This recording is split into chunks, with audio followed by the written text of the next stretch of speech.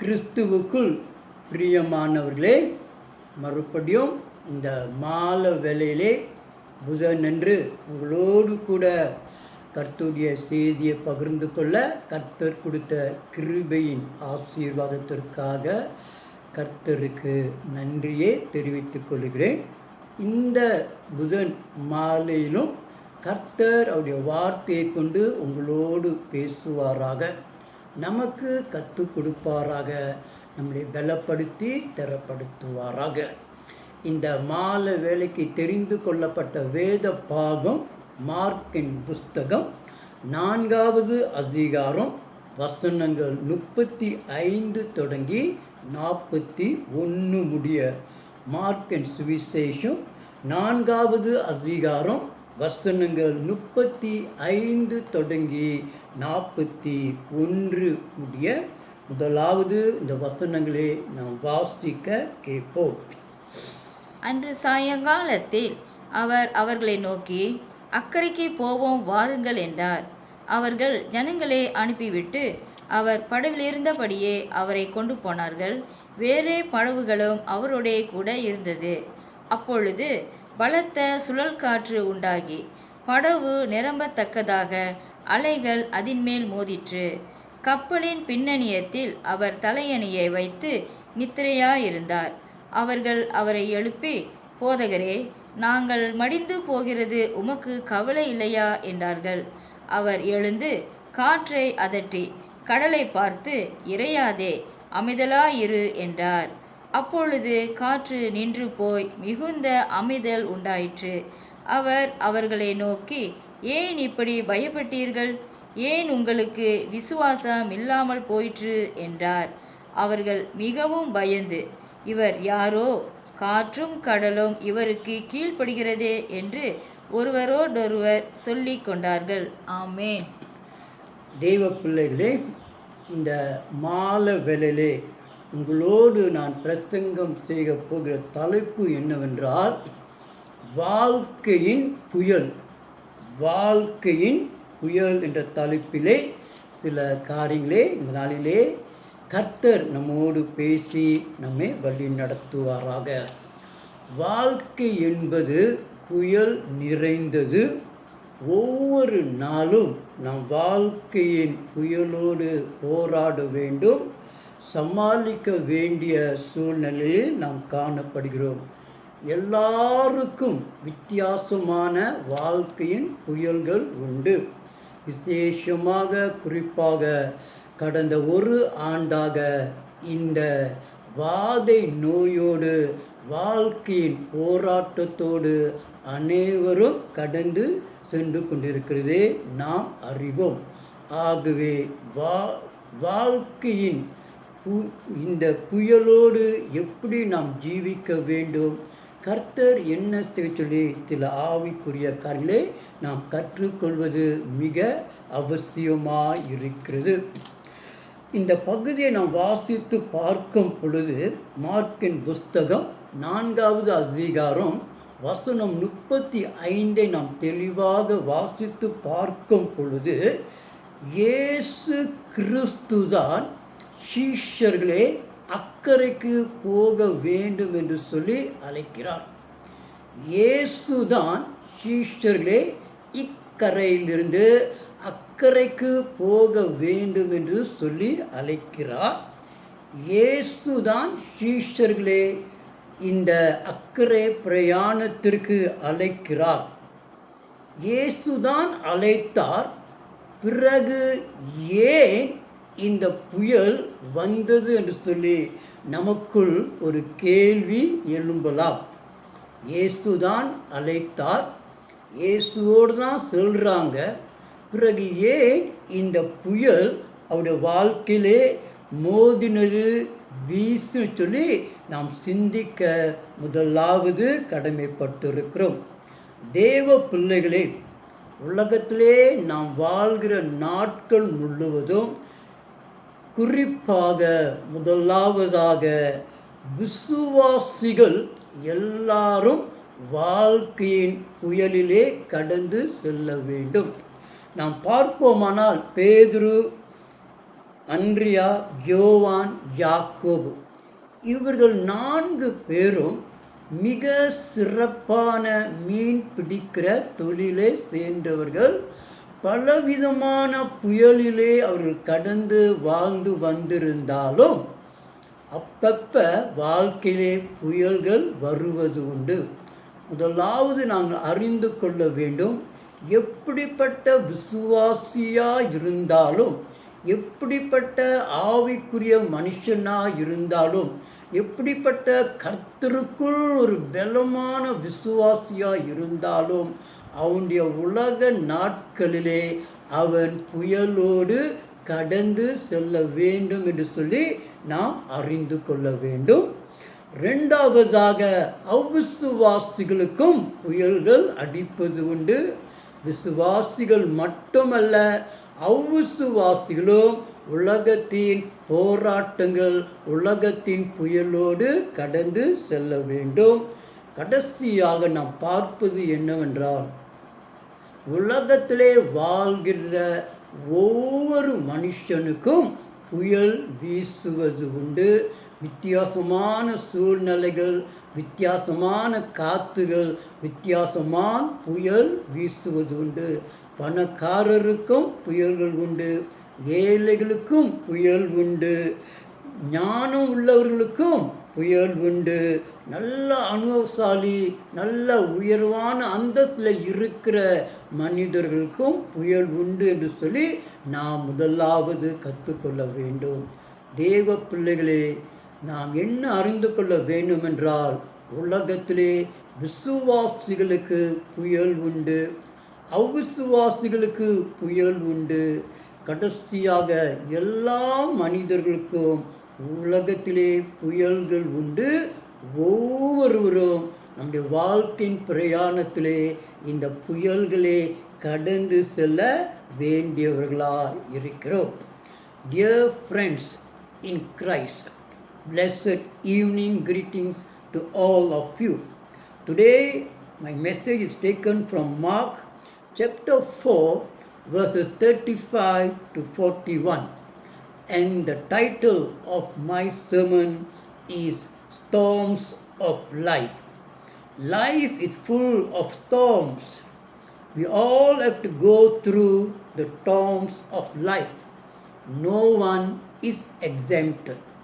In Mark chapter 4 verse 31, it was Jesus who ordered the disciples, or it was Jesus who called the disciples to go to the other side. And Jesus called the disciples to go to the other side. Why should the storm come? Or why should the storm strike? Or why should the storm arose? Dear friends, in this world, all believers have to go through the storms of life. All non-believers have to go through the storms of life. And thirdly and lastly, everyone have to go through the storms of life. Here Jesus is explaining, showing to us or revealing to us that believers, non-believers and everyone will have to pass through storms in our lives. இந்த பகுதியை நாம் வாசித்து பார்க்கும் பொழுது, முதலாவது ஆண்டவர் நமக்கு என்ன கற்றுக் கொடுக்கிறார் என்றால், விசுவாசிகள், அவ்விசுவாசிகள் எல்லா ஜனங்களும் வாழ்க்கையிலே வாழ்க்கையின் புயலோடு கடந்து செல்ல வேண்டும் என்று சொல்லி ஆண்டவர் நமக்கு இங்கே வெளிப்படுத்துகிறதே நாம் பார்க்கலாம். பிறகு நாம் சற்று ஆழமாக சிந்தித்து பார்க்கும் பொழுது 4 காரியங்கள் திடீரென்று எதிர்பாராத விதத்திலே நடக்கிறதே நாம் பார்க்கலாம். 4 காரியங்கள் இந்த பிரயாணத்திலே அவர்கள் போகும் பொழுது திடீரென்று எதிர்பாராத விதத்திலே அங்கே தாக்குவதை நாம் பார்க்கலாம். முதலாவது நாம் வாசிக்க கேட்போம். மார்க்கின் புஸ்தகம் 4வது அதிகாரம் வசனம் 37. பலத்த சுழல் காற்று உண்டாகி படவு நிரம்பத்தக்கதாக அலைகள் அதின்மேல் மோதிற்று. முதலாவதாக திடீரென்று ஒரு புயல் காற்று வீசுகிறது. யாரும் எதிர்பார்க்கல, சீஷர்கள் எதிர்பார்க்கல. இந்த புயல் எங்கிருந்து வந்ததென்று யாருக்கும் தெரியாது. திடீரென்று ஒரு புயல் காற்று அடிக்க ஆரம்பிக்கிறது. தேவ பிள்ளைகளே, நம்முடைய வாழ்க்கையிலும் திடீரென்று எந்த ஒரு அரை குறிகள் நமக்கு தெரியாத நேரத்தில் திடீரென்று முதலாவதாக புயல் அடிக்கக்கூடும். ரெண்டாவதாக வசனம் 38 நாம் வாசிக்க கேட்போம்.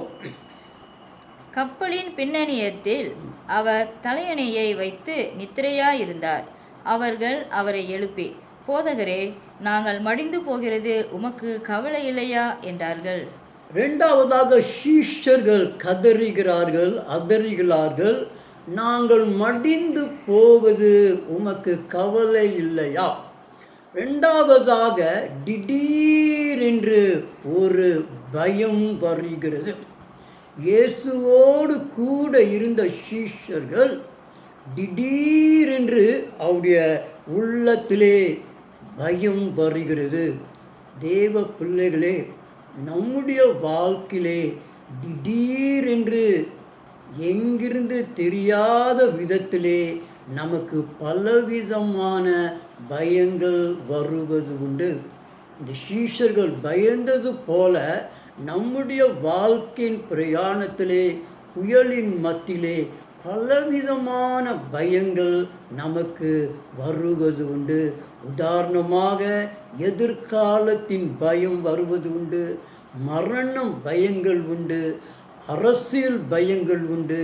இப்படி உலக பிரகாரமான பயங்கள், ஆவிக்குரிய பயங்கள் நமக்கு திடீரென்று வருவது உண்டு. இயேசுவோடு கூட தான் இருந்த பொழுதும் உலகத்தின் பிரயாணத்தில் அவங்க திடீரென்று எங்கேயோ இருந்து ஒரு பயம் உள்ளத்துக்கு வருகிறதே நாம் உற்று பார்க்கலாம். தொடர்ந்து மூன்றாவதாக மார்க்கின் புஸ்தகம் 4வது அதிகாரம் 39 நாம் வாசிக்க கேட்போம். அவர் எழுந்து காற்றை அதட்டி கடலை பார்த்து, இறையாதே, அமைதலாயிரு என்றார். அப்பொழுது காற்று நின்று போய் மிகுந்த அமைதல் உண்டாயிற்று. மூன்றாவதாக திடீரென்று ஒரு அமைதி காணப்படுகிறது. புயலோடு தடுமாடி கொண்டிருக்கிறாங்க, பயத்தோடு போராடி கொண்டிருக்கிறாங்க. எங்கேயோ இருந்து திடீரென்று எதிர்பாராத விதத்தில் ஒரு அமைதி அவருடைய வாழ்க்கைக்குள் வருகிறதே நாம் பார்க்கலாம். தேவ பிள்ளைகளே, நம்முடைய வாழ்க்கையும் இந்த புயல் போல்தான் காணப்படுகிறது. திடீரென்று புயல் வீசலாம், திடீரென்று பயம் வரலாம், திடீரென்று அதற்கு பிறகு அமைதி வரலாம். யார் இந்த அமைதியை எதிர்பார்க்கல, திடீரென்று ஒரு பெரிய அமைதி அவர்களை ஆட்கொள்வதை நாம் பார்க்கலாம். தொடர்ந்து நான்காவதாக மார்க்கின் புஸ்தகம் 4வது அதிகாரம் 40வது வசனத்தை வாசிக்க கேட்போம். அவர் அவர்களை நோக்கி, ஏன் இப்படி பயப்பட்டீர்கள்? ஏன் உங்களுக்கு விசுவாசம் இல்லாமல் போயிற்று என்றார்.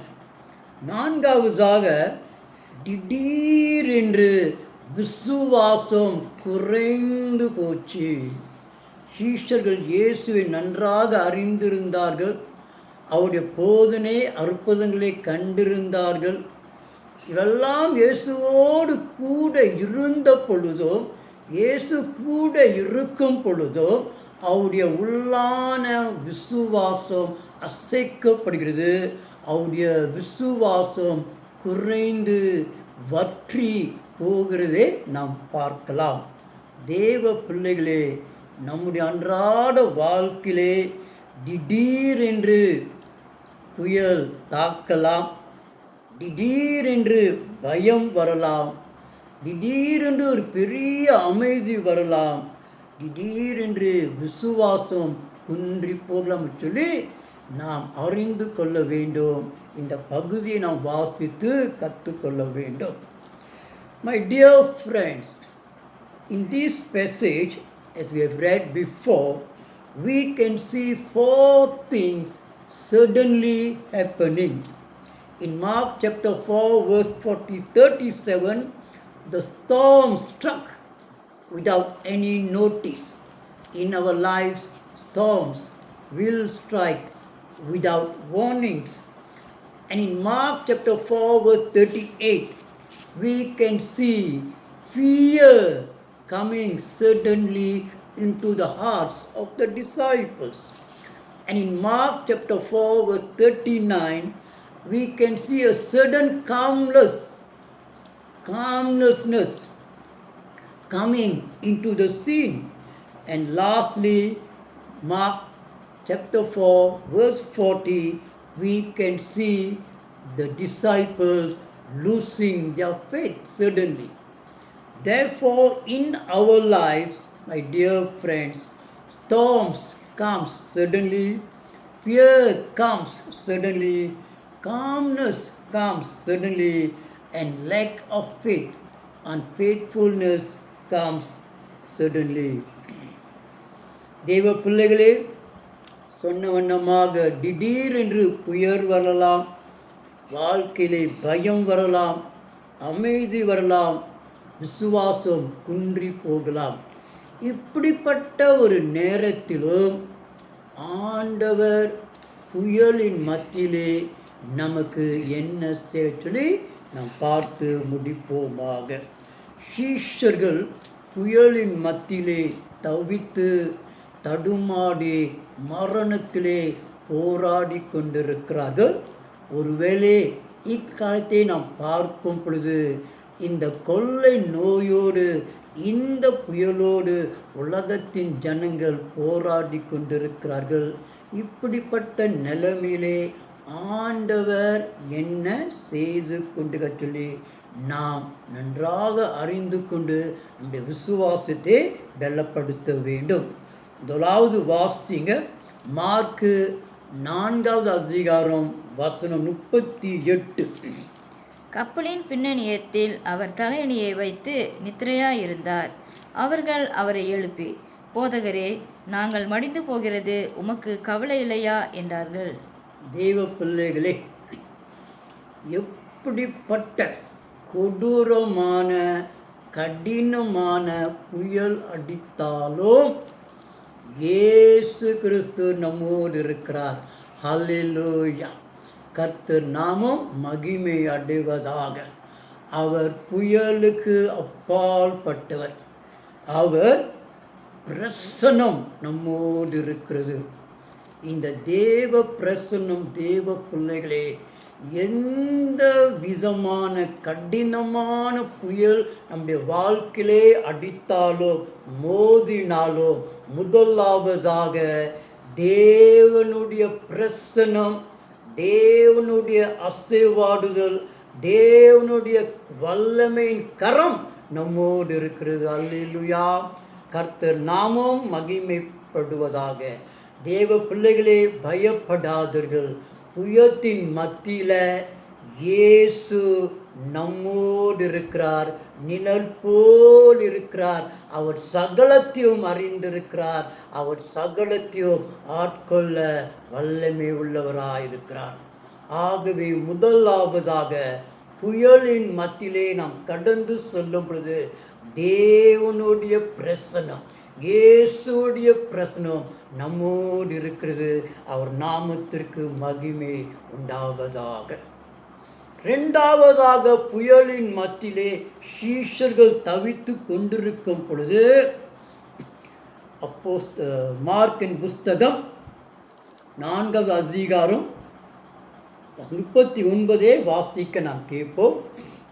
அவர் எழுந்து அது காற்றை அதட்டி கடலை பார்த்து, இறையாதே, அமைதலாயிரு என்றார். அப்பொழுது காற்று நின்று போய் மிகுந்த அமைதல் உண்டாயிற்று. தேவ பிள்ளைகளே, முதலாவது புயலின் மத்தியிலே தேவனுடைய பிரசனம் நம்மோடு இருக்கிறது. இரண்டாவதாக தேவனுடைய சமாதானம் நம்மோடு இருக்கிறது. இயேசு கிறிஸ்து பரலோகத்துக்கு போவதுக்கு முன்னே அவருடைய சமாதானத்தை நமக்கு வைத்திருக்கிறார்.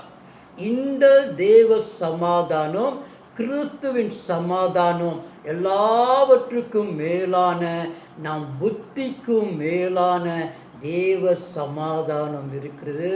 புயலிலே நாம் கடந்து செல்லும் பொழுது இந்த தேவ சமாதானம் நமக்கு வல்லமையாய், நன்கூரமாய், அஸ்திபாரமாய், வெள்ளனாய் நமக்கு துணையாய் இருக்கிறது. பயப்படாதிருங்கள் தேவ பிள்ளைகளே. தேவனுடைய சமாதானம் நமக்கு துணையாயிருந்து எப்படிப்பட்ட புயல் நம்மை சுற்றி அடித்தாலோ தேவனுடைய சமாதானம் நமக்குள் இருக்கும் பொழுது அதை மேற்கொள்வதற்கு ஆண்டவர் நமக்கு அருள் செய்வாராக. ஆகவே இரண்டாவதாக பிரசனத்தோடு கூட தேவ சமாதானம் நமக்கு துணை இருக்க சொல்லி நாம் கற்றுக்கொண்டு விசுவாசித்து ஏற்றுக்கொள்ள வேண்டும். மூன்றாவதாக புயலின் மத்தியிலே நாம் சிக்கிக்கொண்டு தவிக்கும் பொழுது மார்க்கின் புஸ்தகம் 4வது அதிகாரம் 41வது வசனத்தை நாம் வாசிக்க கேட்போம்.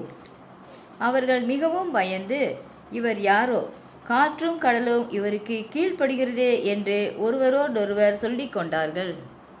நான்காவதாக தேவனுடைய வல்லமை நம்மோடு இருக்கிறது. இவர் யாரோ, இவர் யாரோ? இயேசு சர்வ வல்லவர். அவருடைய வல்லமை நம்மோடு இருக்கிறது. வானத்தையும் பூமியும் வார்த்தையினாலே படைத்த தேவனுடைய வல்லமை, காற்றை அமைக்கும்படியாக காணப்படுகிற வல்லமை, சர்வ வல்லமை, அவருடைய வல்லமை நம்மோடு இருக்கிறது. தேவ பிள்ளைகளே, நீங்கள் புயலோடு போராடும் பொழுது நமக்குள் தேவனுடைய இயேசுவின் வல்லமை நிறைவாக இருக்கிறது. இந்த வல்லமைக்கு மிஞ்சி ஒரு வல்லமையும் இல்லை. சர்வ லோகாதிபதியின் தேவனுடைய வல்லமை நமக்கு துணையாக இருக்கிறது. அதே வசனத்திலே 4வது காரியத்தை நாம் பார்க்கும் பொழுது தேவனுடைய வாக்கு தத்துவம் நம்மோடு இருக்கிறது. சீஷர்கள் சொல்கிறார்கள், யார் இவர்? இவருடைய வார்த்தைக்கு பிரகாரமாக காற்றும் கீழ்ப்படுகிறது, கடலும் கீழ்ப்படுகிறது.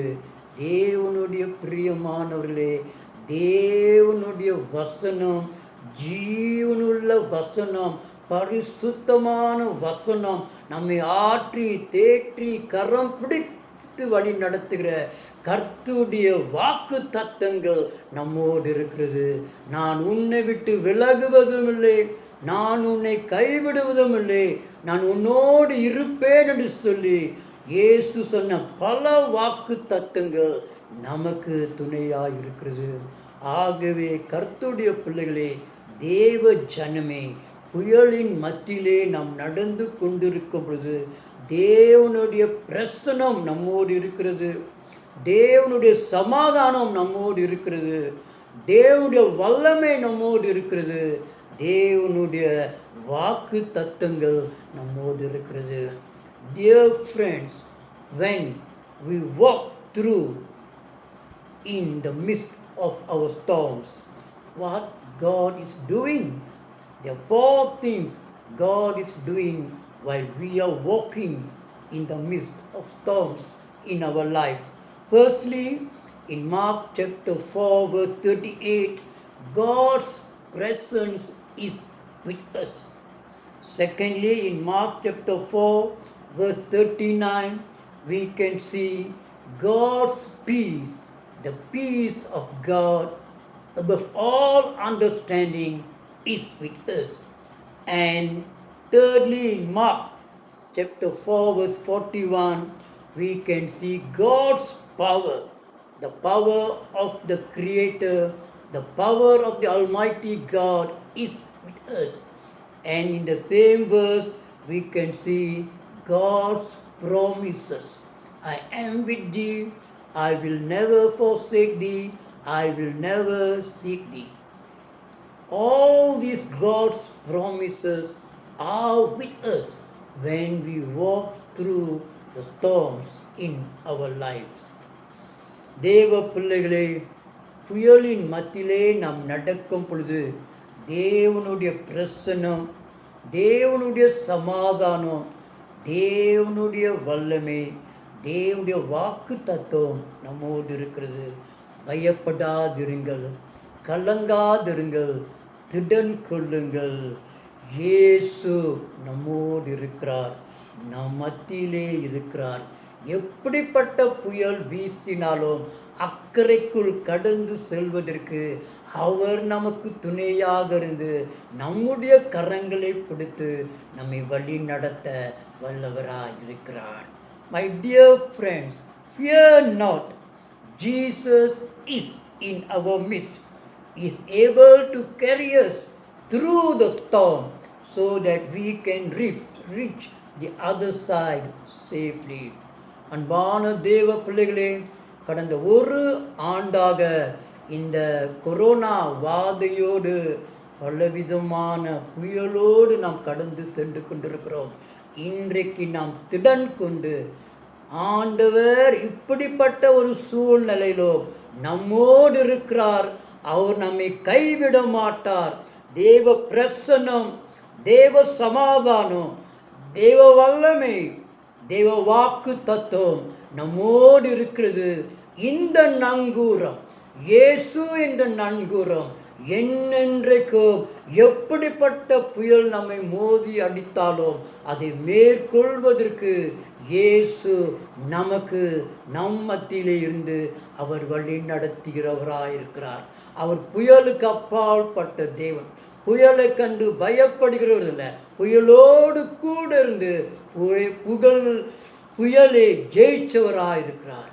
இன்றைக்கு அன்பான பிள்ளைகளே, பயப்படாதபடிக்கு உங்களுடைய வாழ்க்கைகள் கர்த்தருக்குள் ஒப்பு கொடுக்குங்கள்.